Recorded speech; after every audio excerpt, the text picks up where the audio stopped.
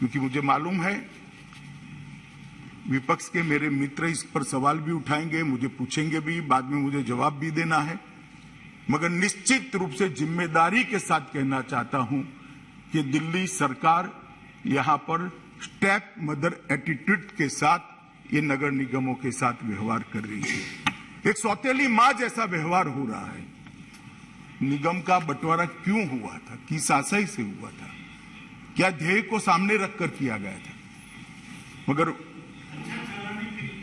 जितना आप तो मंत्री नहीं थे दादा उस वक्त, फाइल मैंने देखी है, ऐसा भी नहीं लिखा है, ऐसा भी नहीं लिखा है।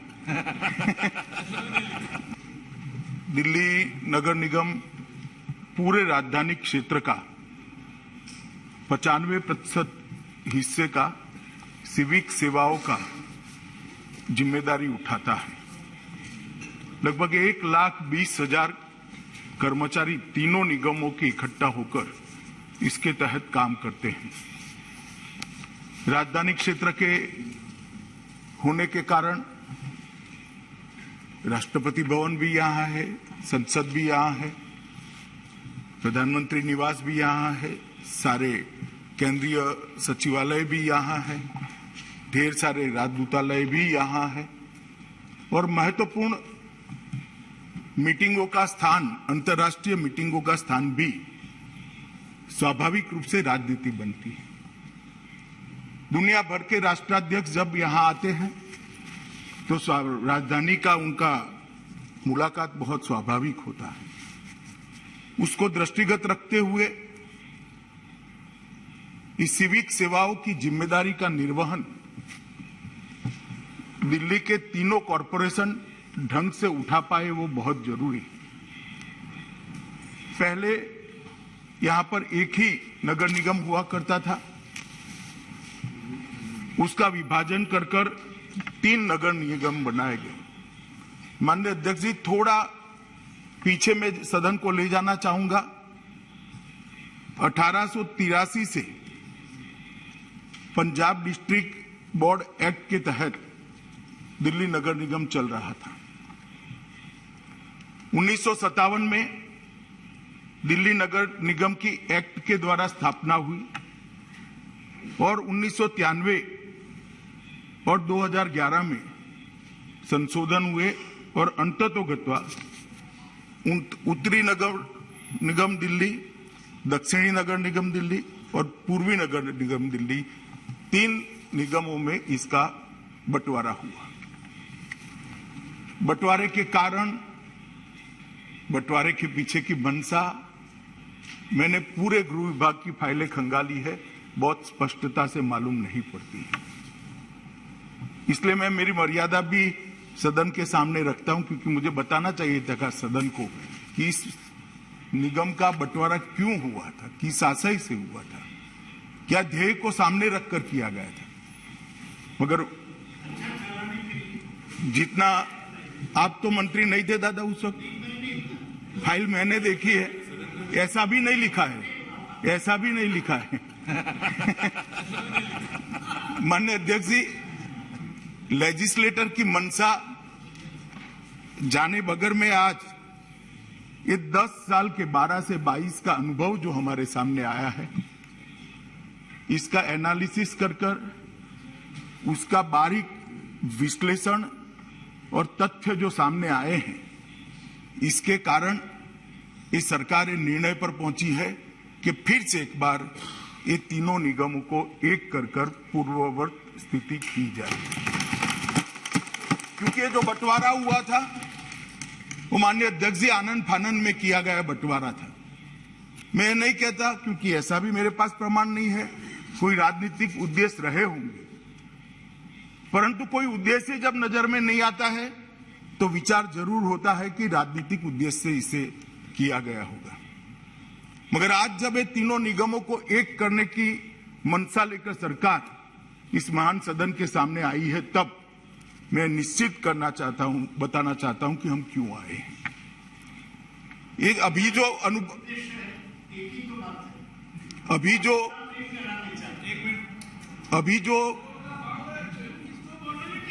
जो तीनों निगमों के 10 साल चलने के बाद चीजें सामने आई हैं, वो ये है कि तीनों निगमों के बीच में नीतियों के बारे में एकरूपता नहीं है। एक ही शहर के 3 हिस्सों में अलग अलग नीतियों से निगम चलते हैं, क्योंकि नीतियों की चलाने की, निर्धारित करने की शक्ति हर एक निगम में निहित है।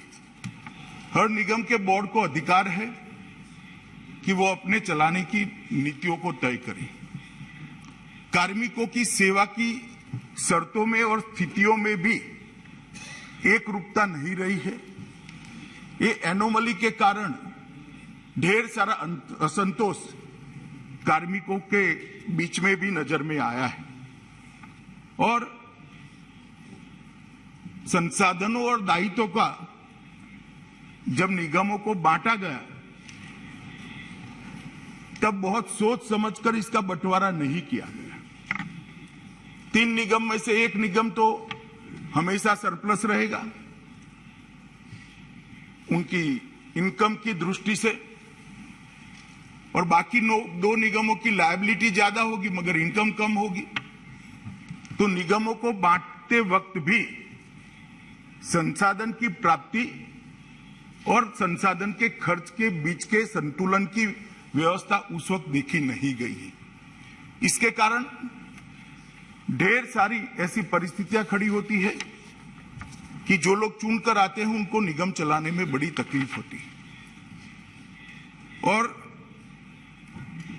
मैं निश्चित रूप से कहना चाहता हूं, जिम्मेदारी के साथ भी कहना चाहता हूं, क्योंकि मुझे मालूम है विपक्ष के मेरे मित्र इस पर सवाल भी उठाएंगे, मुझे पूछेंगे भी, बाद में मुझे जवाब भी देना है, मगर निश्चित रूप से जिम्मेदारी के साथ कहना चाहता हूं कि दिल्ली सरकार यहां पर स्टेप मदर एटीट्यूड के साथ ये नगर निगमों के साथ व्यवहार कर रही है। एक सौतेली मां जैसा व्यवहार हो रहा है और इसके कारण ये सारे नगर निगम अपनी ड्यूटियों का, अपने दायित्वों का निर्वहन करने के लिए अपने आप को पर्याप्त संसाधनों से लैस नहीं पा रहे। इसलिए ये जो बिल लेकर मैं आया हूं उसमें इतने उद्देश्य ये बिल के द्वारा मैं सदन के सामने रखना चाहता हूं।